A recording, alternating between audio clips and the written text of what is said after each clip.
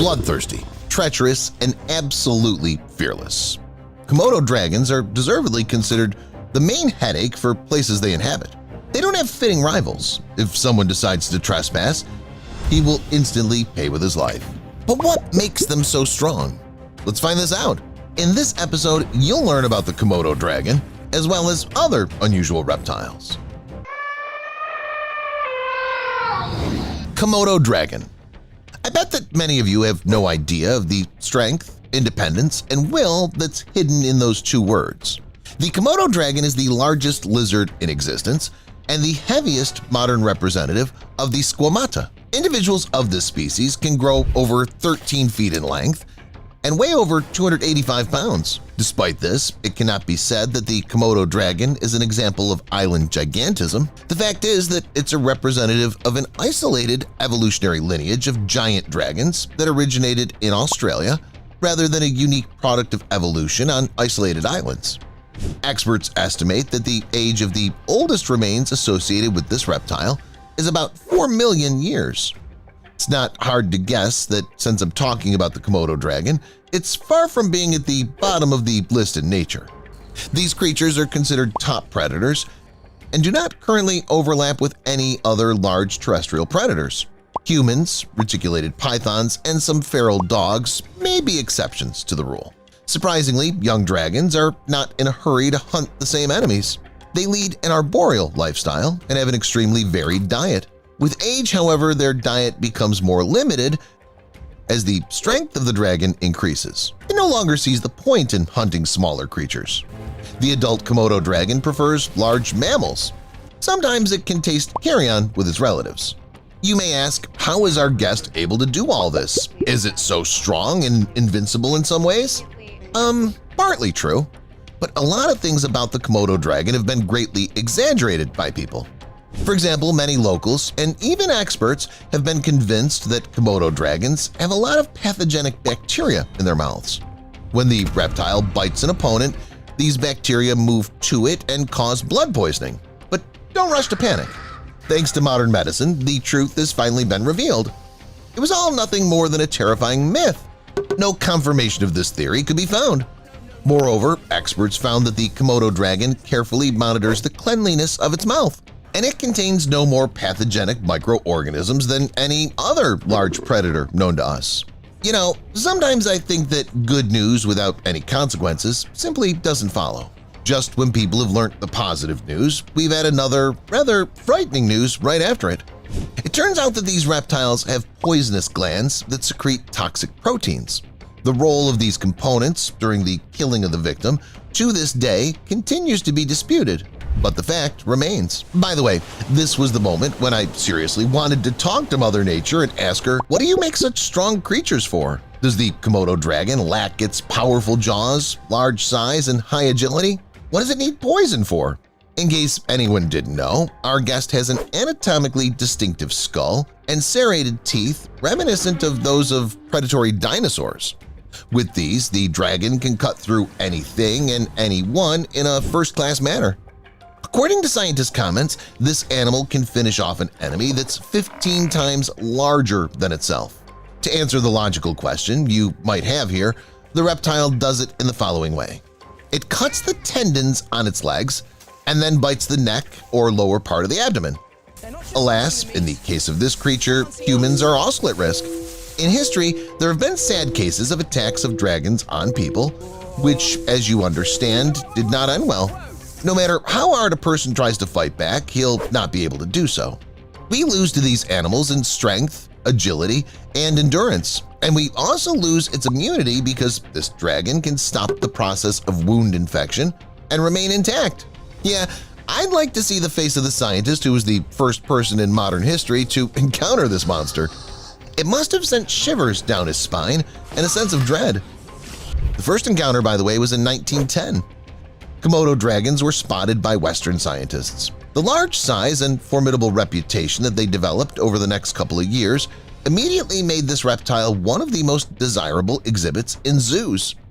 In the wild, the species range has been greatly reduced due to human activity. It led it to being listed as vulnerable by the International Union for Conservation of Nature. The Komodo National Park was created for the sake of preserving these beauties. Let's return to the subject of food and hunting.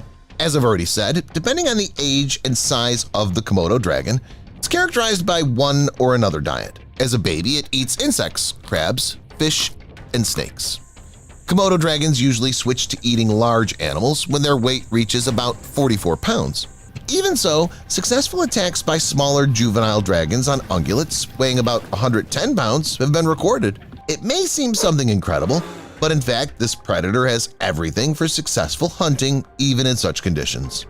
These reptiles have a very good sense of smell and can easily find food over 5.5 miles away. Once a target's found, they're likely to ambush it. They usually wait for their enemies at a watering hole or along a forest path. When they attack, they try to knock the animal down with a powerful tail strike. It's said that if a large and strong dragon is hunting, it can sometimes break the bones of its opponents at this stage. Then, when the enemy is disoriented, a reptile approaches it and begins to leave terrible bleeding wounds. It's impossible for anyone to recover from them. The high intelligence of the animal, as well as mastery of its body, manifests itself in another aspect. For example, in attacking smaller creatures with its tail alone. The Komodo dragon was noticed to hit a dog coming up behind it with its tail in such a manner that it flew in an arc and went straight into its mouth. Other observations indicate that dragons may deliberately harass and frighten pregnant mares, cause them to miscarry. You may ask, why do they do all this? Why don't they just bite your enemy, not tear it apart and have a quiet dinner without tricks and antics? Actually, the answer to that question is not so obvious. Experts used to think that our guest today is the benchmark of strength and power. This is the creature whose bite is comparable to that of a saltwater crocodile, or, I don't know, an orca. Except that the first research into the jaw of the Komodo dragon proved otherwise. Scientists from an institute in Australia measured the bite force of captive Komodo dragons and found that, compared to its weight, this indicator is slightly lower than in many other reptiles. The greatest pressure received by researchers from any dragon at a bite was less than 150 newtons. That's somewhere less than 33 pounds. Truth be told, these data also cannot be called completely reliable because the sensor of the scientists was attached to the dead victim. Perhaps the dragon didn't bite it intentionally with all the force, but I think you get the point. The animal doesn't focus on bite force like most animals. In addition, the skull of this dragon is simply too light to support a voluminous jaw muscle. Against this backdrop, people have concluded that the Komodo dragon probably uses a different strategy when killing. While crocodiles hold their prey and tear it apart with physical force, performing head swings up and down and side to side, Komodo dragons pull their prey toward them. Their attack is comparable to using a can opener or a handsaw. On its own, it's not particularly dangerous, but with the right technique, it can turn into something killer. Anyway, I suggest that we leave this horrible reptile in the past and look at something more positive and not less interesting. Did you know, for example, that golden tree snakes can fly? Well, I used to think that it's impossible, purely physically, but they proved me otherwise. This creeper from the family Colubridae grows to about 3.5 feet or a little more. It has a slender and slim body as well as a long tail. This exotic beauty has been around for many years, and at the moment when its main prey learned to fly, it decided to keep up with the trend and went the same way. The inhabitants of dense tropical forests found a way to overcome long distances in order to escape from predators, or vice versa, in order to catch the desired prey. She's learned to fly. It would be more accurate to say glide at a distance of several tens of feet. It does this in the following way. The snake clings to a branch with the tip of its tail and compresses its body like a spring. After that, it shoots itself into space. And just like those games on your phone that we all played at least once, as soon as the snake breaks away from the surface, the wings, or rather the ribs that act as them, come into play.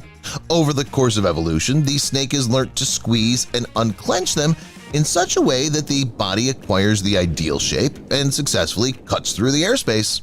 The reptile literally turns into a kite, deftly flying from one tree branch to another. There's still some difficulties with directional control, of course, but it's all solvable. A few more evolutionary changes, and these kites will turn into full-fledged flying dinosaurs. Cylindrical skink.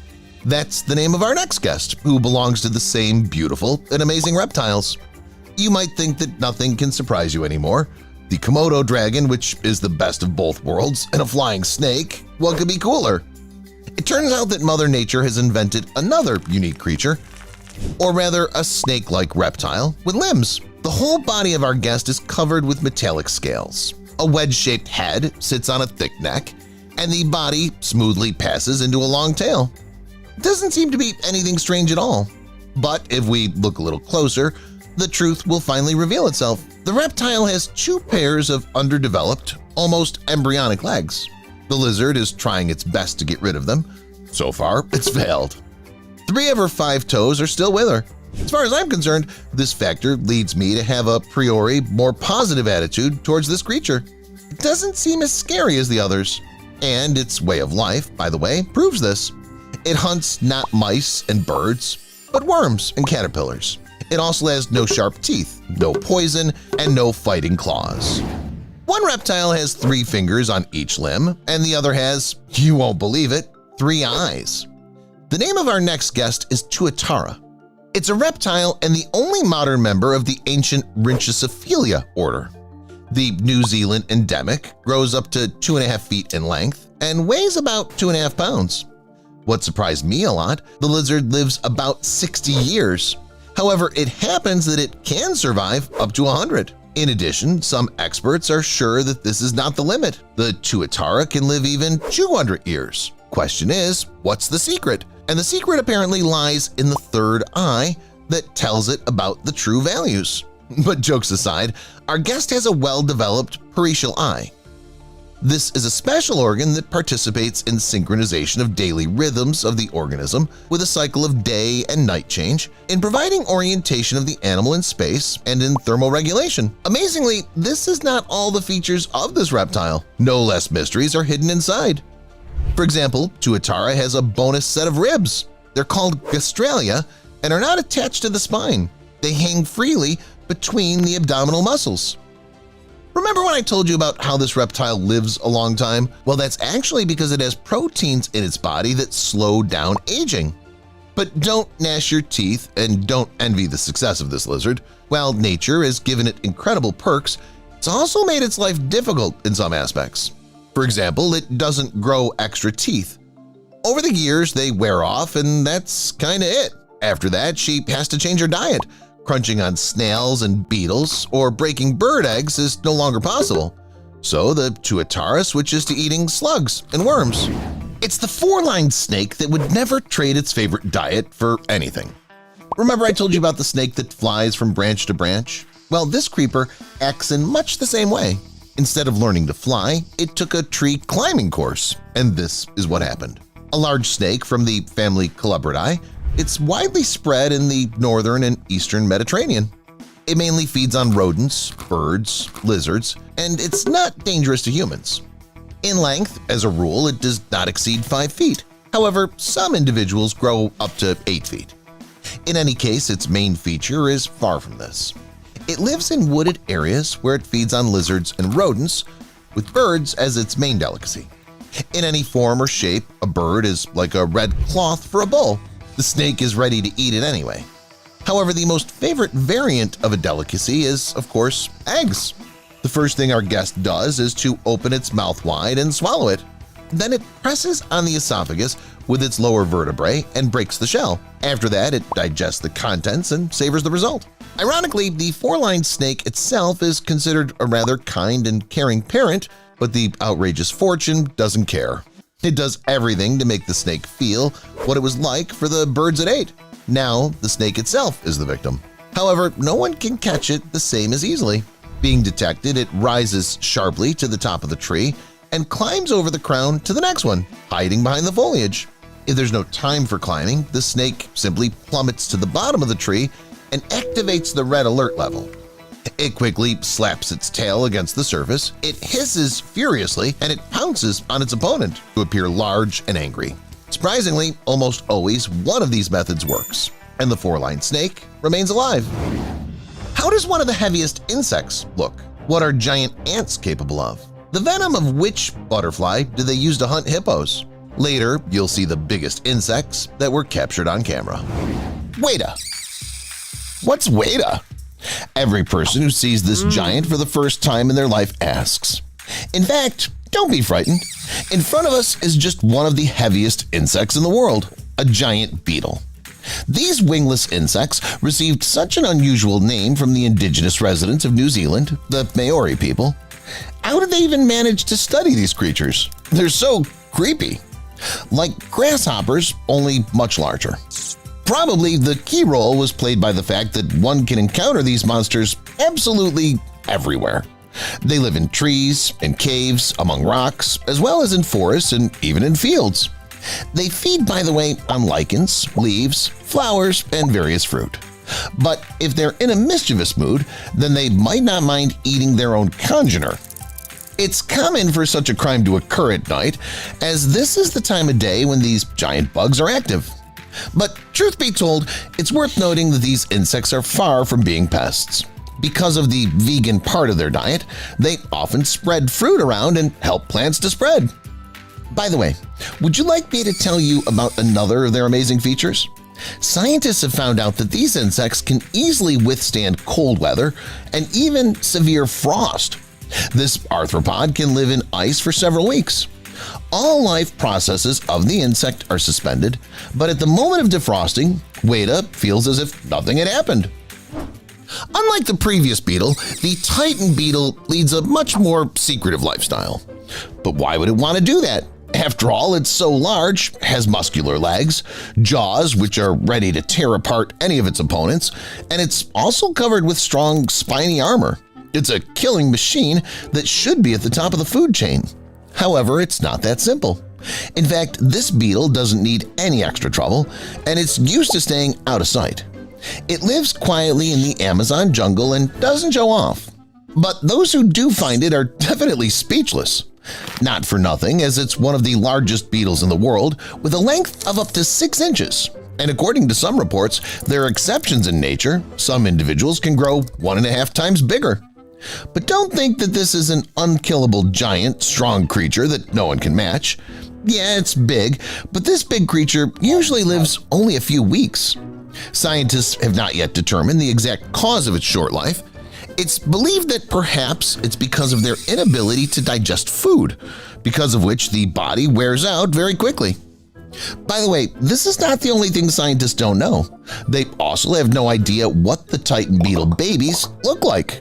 Of course, they were recreated by analogy with other species, but no one has ever seen babies of this particular species in nature. Apparently, the Titan beetle larvae are really very securely hidden. The next insect lives much longer, more than half a year. However, I cannot call it weak or unworthy of such a life. I'm talking about the Goliath beetle, the very insect that can knock a human down when it collides with them, and you'll see why. So it's worth starting with the fact that the length of the Goliath beetle usually doesn't exceed 5 inches, with a mass of 3.5 ounces. But how can it do anything to a human with such a size? Well, there's a little trick. It'll put a human on their back if they ride a motorcycle and accidentally crash into the flying Goliath beetle. These big creatures don't fly very well, but it's enough for them to live. In fact, scientists don't understand how such a big insect manages to get up in the air. But that's another story. The beetles move quite quickly through the trees using their front legs. Because of its giant size and bright color, the beetle is very visible. These beetles feed on tree sap, overripe fruit, and palm leaves. Sometimes their diet includes pollen. Due to the fact that the beetle is highly visible, it's very popular among collectors. It's not difficult to find it, and it's not difficult to take care of the giant.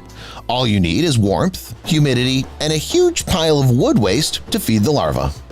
African giant swallowtail. What dangers do you think butterflies might pose? They're so beautiful, so bright and kind, aren't they? Well, they're not. You're looking at the African giant swallowtail, the most toxic and largest butterfly in Africa. The first individual was found by an English explorer in 1775 and sent to London for research. There, people almost immediately realized that they were facing a real monster, which body contains a toxic glycoside called aubane. It's deadly. Local tribes use it to hunt hippos. I don't think it's necessary to explain that if we have no chance of surviving it at all. The only thing that would be right to say is that the butterflies don't need such a serious toxin to hunt large creatures. On the contrary, they need it for self-defense. The poison is formed in their body for a reason. The fact is that young African giant swallowtails eat the leaves of a poisonous plant. The toxin accumulates and remains in the body without harm to the carrier. It's a mystery how exactly they manage to survive its impact and use it for their own benefit. Wallace's giant bee. When some big fly or wasp flies into your home, you believe you can't think of anything worse. After all, the insect seems big to us, as if it's hard to imagine something bigger, right? Well, Mother Nature is always ready to surprise us, and it does, classy, always flawlessly. In front of you is a Wallace's giant bee, and it's really huge. It's not Photoshop, and it's not a trick of the eye. The females of these bees are regarded as the largest of their kind in the world. Their length is up to 1.5 inches, and their wingspan is up to 2.4 inches. On the large head, there are huge jaws for collecting resin used in the construction of nests. By the way, these bees also lay rather large eggs, up to 0.3 inches long. This monster lives in Indonesia and, fortunately for everyone, doesn't terrorize the locals because it's quite a rare representative of the animal world. You know the expression, it's hard to find, easy to lose, and impossible to forget? Perfectly fits here. After all, these insects really do something unbelievable. For example, as messengers of terror, they're happy to take termites' houses. With the help of their jaws, they intimidate neighbors and separate their part of the house from the new one. Of course, no one will argue. Otherwise, then there's a risk of getting into trouble. Malaysian giant ant. Did you know that ants are one of the most common social insects of the Hymenoptera order, not counting bees? There are more than 14,000 different species of ants in the world. Of course, it doesn't make sense to talk about all of them, so I suggest moving on to one of the most unique and interesting, the Malaysian giant ant. It was named giant for a reason. The length of the body of this beautiful creature can reach 1 inch. It leads mainly a nocturnal lifestyle. It gathers a team of its congeners and goes to collect excreta of sap-sucking insects from the true cicadas family. In fact, these are their main feeders. By dawn, everyone returns to the anthill, and in the afternoon, the other hidden work inside the house begins. Basically, in one such house of the Malaysian giant ant, there are at least 8 cameras. In total, this is enough for more than 7,000 workers, as well as some number of soldiers. In general, it's a full-fledged city with a unique arrangement and other pretty elaborated features. The whole area of the underground passages and tunnels hidden from the eyes of others can reach almost 2.5 acres. Giant burrowing cockroach. You know, we've forgotten about the main fertile ground for all the most unusual and strangest. Yes, I'm talking about Australia. Let's head over there and take a look at their local and favorite giant burrowing cockroach.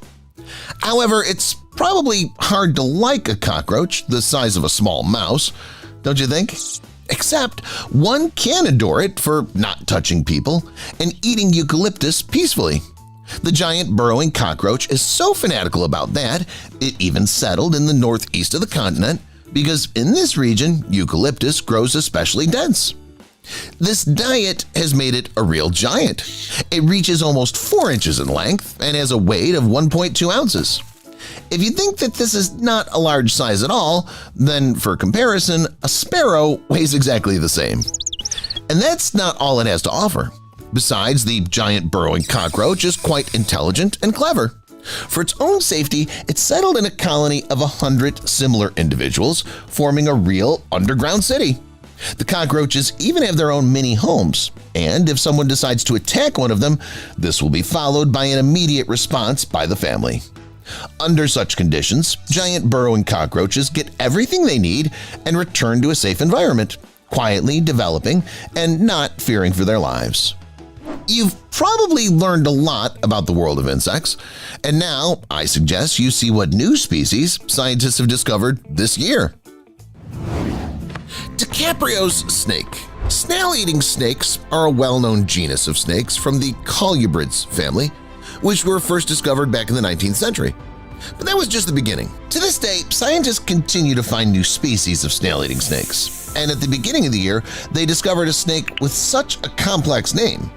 Leonardo DiCaprio, who is known not only as a great actor but also as a conservationist, found out about this news. Leo suggested scientists name the red-eyed snake after his mother, Ermelin, and this was reflected in the Latin name of the animal. The newly found snake lives in the jungles of Panama. It's small, about 15 inches long, and spends its time on palm branches a few feet above the ground. The snake is interesting because it defends itself from enemies not by biting, but by a protective ring around its head and emitting an unpleasant odor. Like other snail-eating snakes, the DiCaprio snake eats mostly snails that are unlucky enough to be near the reptile. It would seem that everything is great, except that there's one unpleasant nuance in the discovery. The new snail-eating snake lives in forests, which are actively cut down by people. The snake is arboreal and may not be able to survive in areas without forests.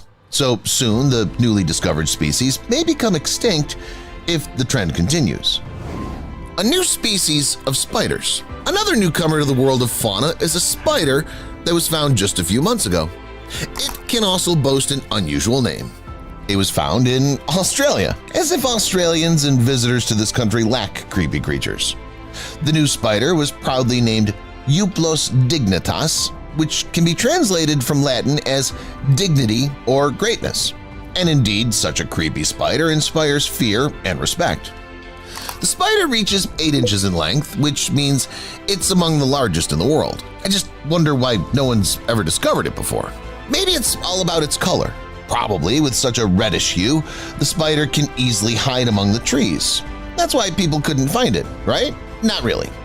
In fact, this spider, like its relatives, the so-called trapdoor spider, builds trap dens and hides in them for most of its life. Females feel so good in these dens that they spend there all their life, and males sit there for 5 to 7 years from birth and get out only to find a female for mating. For this Euplos dignitas simply looks for another burrow and moves into it. Well, in general, these spiders hide in burrows not because they're antisocial or something like that. It's just the way they escape from the sweltering Australian heat. They like their dwelling so much that they may even hunt directly from it, opening the burrow at night or weaving a cobweb right next to it.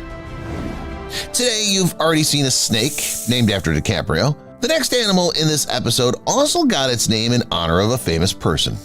I'm talking about the Hyloskirtus tolkieni. Yes, you got it right. It was named after the writer J.R.R. Tolkien, who gave the world The Lord of the Rings, The Hobbit, and the Silmarillion. Researchers who recently came across the frog liked its unusual grayish-green color with a black and yellow pattern. They thought that such a frog should live not in the real, but in a fantasy world, and that Middle-earth would suit it perfectly.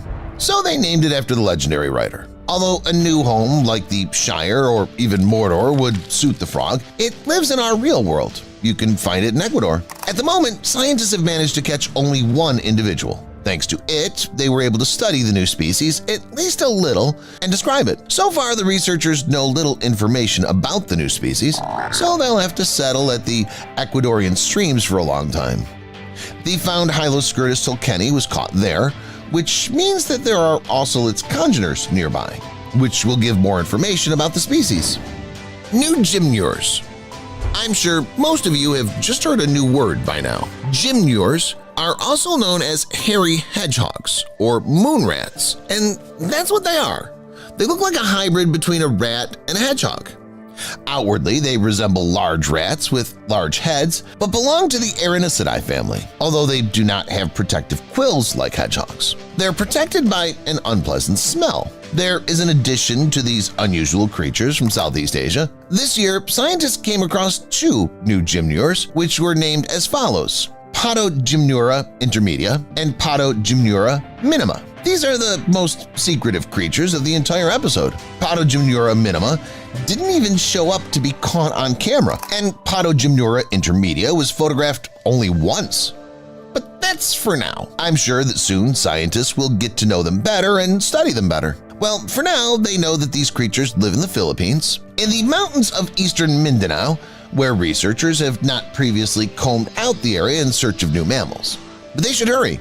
The areas where the new gymnures live are being cut down by humans, which can't help but affect the animal population. In just 6 months, scientists have already found quite a few new and interesting animals. But what about the past year? In 2022, researchers also found a lot of newcomers to the world of fauna, and some of them managed to really surprise. I suggest taking a look at them as well. Keep watching to see an amazing new jellyfish that doesn't look like a jellyfish, a live chocolate frog, an interesting tiny owl, and more. Amazing jellyfish. We all know what jellyfish look like, and surely each of us can distinguish them from other sea creatures. But this jellyfish is unusual. It doesn't even look like a jellyfish. It looks more like something alien. And no wonder, because when it moves around in the water, it looks like a UFO. This jellyfish was discovered last year. Scientists have been hunting it for a long time. In the best sense of the word, they searched for it for 15 years and finally found it in Monterey Bay off the coast of the United States. Atolla reynoldsi, so they named it, belongs to the atoll deep-sea crown jellyfish. These jellyfish are so named because of their circular groove on the outside of the umbrella, which divides it into central disc and a crown. Due to their external resemblance to an atoll, these jellyfish literally blend in with the surface of the reef. The main distinguishing feature of the animal is a lot of growths on the edges of the umbrella, which resemble spines. One of the tentacles of the jellyfish is hypertrophied. It's able to stretch in length, become 6 times larger than the diameter of the umbrella of the jellyfish. Scientists believe that the long tentacle is necessary for the jellyfish to more effectively capture its prey, which may include other Cnidaria. Bambutula. Mostly new animals are discovered by scientists who devote their whole lives to this work, but it also happens that discoveries are made by other people. For example, bloggers. Last year, Thai wildlife YouTuber Jocho Sipawat stumbled upon a new species of tarantula. The predatory tarantula was found in bamboo cavities. The arthropod is good at hiding, and it's very difficult to find it, but Jocho managed to do it. This is not just a new species of tarantula, but so far the only known spider species that has chosen bamboo as its home. Interestingly, members of the species only choose mature bamboo stems that have damage caused by a natural process or suffered from the teeth of various animals. Inside the stem, these arthropods create their own territory with diversion tunnels and entrance plugs. That's it for today. What from this episode impressed you the most? Let me know in the comments, and thank you for watching.